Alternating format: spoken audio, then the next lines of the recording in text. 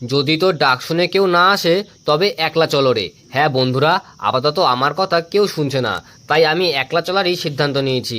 আর আজকে তাই একা একাই চলে এসেছি এই পালপাড়া স্টেশনে।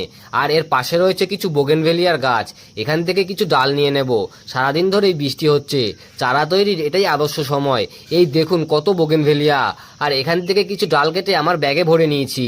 এইবার মাটি তৈরি করার পালা।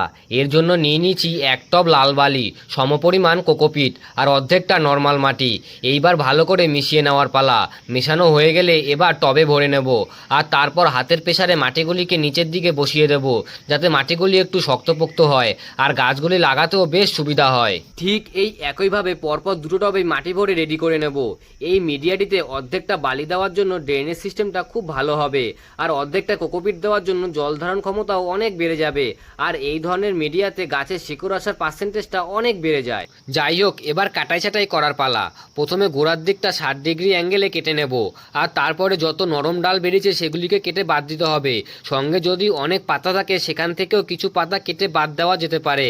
আর এই কাজটা আপনাকে সাকসেস পাওয়ার জন্য করতেই হবে। যাই হোক, এখানে সবকটা ডালই আছে সাদা কালারের বোগেনভেলিয়া, আর ওইখানে মোট 3টে কালারের বোগেনভেলিয়ার গাছ ছিল। আমি ঠিক বুঝতে পারিনি দেখে এই একটা কালারেরই ডাল নিয়ে এসেছি। এতগুলি ডাল থেকে যদি একটা গাছও বেঁচে যায় তাহলে আমার সাকসেস পার্সেন্টেজ 100% হয়ে যাবে।